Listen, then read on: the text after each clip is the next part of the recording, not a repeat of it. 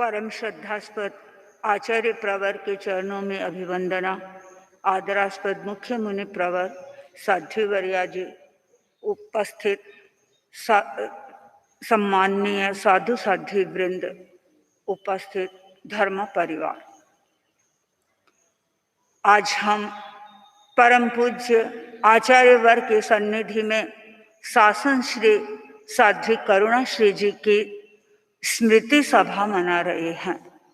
हम उनके गुणों का स्मरण कर रहे हैं। साध्वी करुणा श्री जी यथा नाम तथा गुण वाली साध्वी थी।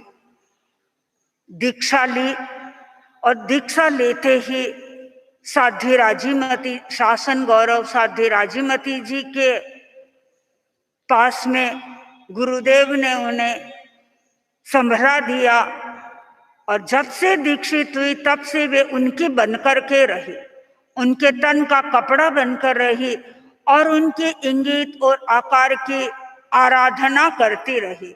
साध्वी राजीमती जी तो कभी कभी कहते थे कि गुरुदेव ने तो इन्हें मुझे संभलाया है, किंतु मुझे ऐसा लगता है कि अब ये मुझे संभालने लग गई है। यानी इतना वे ध्यान रखते थे शासन गौरव साध्वी राजीमती जी का। साध्वी करुणा श्री जी प्रकृति से कोमल थे, शरीर से भी कोमल थे, लेकिन कभी भी उन्होंने अपने जीवन में थकान का अनुभव नहीं किया। साध्वी राजीमती जी को हमने देखा जब वे दिल्ली में थे। परम पूज्य आचार्य महाप्रज्ञ जी का चातुर्मास था और शासन गौरव साध्वी राजीमती जी भी साथ में थे।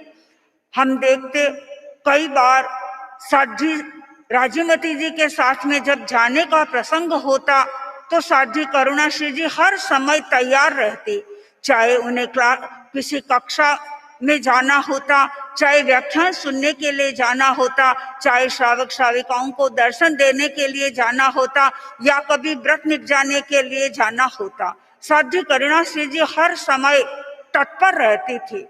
उनमें संघीय निष्ठा थी, गुरु के प्रति निष्ठा थी और वे कहती थी कि मैं तो संघीय समाचारों को सुनने के लिए उत्सुक रहती हूँ और जब कभी भी उन्हें अवसर मिलता, जब कभी उन्हें पता चलता कि कोई श्रावक श्राविका समणी जी या अमुक साध्वियाँ आचार्य श्री के वहां से आई हैं तो वे उत्सुक होकर के सारे समाचारों को सुनती थी और आनंद का अनुभव करती थी और जो साध्वियाँ नहीं सुनती उनको भी सारे समाचारों से वे अवगत कर देती थी।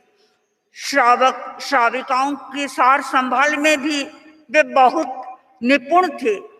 साध्वी राजीमती जी अक्सर शाम को 8 साढ़े 8 बजे के बाद में लोगों से निवृत्त हो जाते थे और वे अपने कक्ष में चले जाते और साध्वी करुणा श्री जी को कह देते कि तुम यहीं बैठे रहो, जो लोग आए उनको संभालो। वे वहाँ बैठी रहती, श्राविकाओं से बातचीत करती, धर्म चर्चा करती, तत्व ज्ञान समझाती और लंबे समय यदि कोई श्रावक श्राविका नहीं आते तो वे अपने जप में लीन हो जाती थी। उनके मन में जप मंत्र के प्रति भी अटूट आस्था थी। वे मंत्र जप करते रहते थे और नवकार मंत्र तो उनका प्रिय मंत्र बना हुआ था, बराबर उसका जप वे करते थे।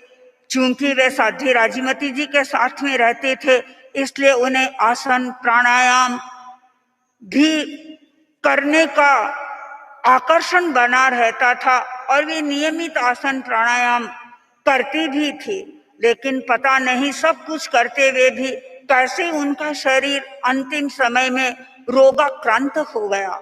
शुगर उनकी बढ़ने लगी, उन्हें वॉमिटिंग होने लगे, यानी असह्य वेदना उनके शरीर में हो रही थी। जैसा कि हमें पता चला कि उन्होंने उस वेदना को समता भाव से सहन किया था। वे एक प्रफुल्ल मना साध्वी थी, सबके साथ में उनका आत्मीय भाव बना रहता था। अपने ग्रुप के साथियों के साथ में तो आत्मीय भाव था ही। वे साध्वी कान कंवर जी, साध्वी मान कंवर जी जो अपने जीवन के 10वें दशक में चल रहे हैं, उनके प्रति भी उनके मन में बहुमान था, सम्मान का भाव था, और उनके कोई भी कार्य जो करणीय था वे उनको करने में कभी ननुनच नहीं करती थी। और उनके साथ में उनके समवयस्क थी साध्वी समता श्री जी, जिन्हें वे अपना कल्याण मित्र मानती थी। उन दोनों में भी परस्पर में गहरी अंडरस्टैंडिंग थी, गहरी उनकी समझ थी, और वे प्रेम पूर्वक दोनों साध्वी राजीमती जी के साथ में रहते थे। और जो छोटी साध्वियां थी, साध्वी पुलकित प्रभा जी, साध्वी कुसुम प्रभा जी और साध्वी प्रभात प्रभा जी, इन तीनों के साथ में भी उनका बड़ा अपनत्व भरा व्यवहार था, स्नेह था, और सबके साथ में सामंजस्य था। और ऐसे भी साध्वी शासन गौरव साध्वी राजीमती जी के पास में जो चला गया वह हमेशा के लिए उनका बन गया।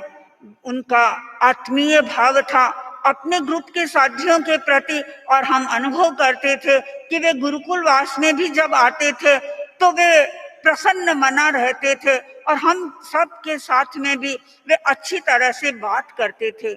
उनका विनोद प्रिय स्वभाव था। अभी साध्वी कल्पलता जी, हमें कुछ दिन पूर्व ही मुझे और साध्वी बढ़िया जी, हम कई साध्वियां खड़ी थी, तो वे कह रहे थे कि साध्वी करुणाश्री जी ने एक दिन मुझे कहा कि देखो कल्पलता जी, थे और मैं समान उम्र का हाँ, आपा बूढ़ा हुस्या जो सा एक सागा हुस्या, तो आपा तो अर्ज कर दे गुरुदेव ने कि गुरुदेव आपा ने तो लाडनू का स्थिरवास में सेवा केंद्र में रखवा दो, आपा बैठे श्या पहले थोड़ो स्वाध्याय करा, जाप करा, और कभी भी धाप जावा तो आपा बैठ बातें कर श्या।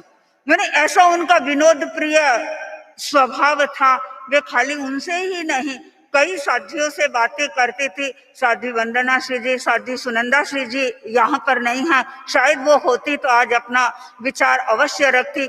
उनके वे बहुत छोटी थी उम्र में, लेकिन उनका भी उनके साथ में बड़ा अच्छा तादात्म्य भाव था, और उनके साथ में भी वो हंसी मजाक करती रहती थी, लेकिन हंसी मजाक में वे स्वयं के प्रति बहुत जागरूक थी।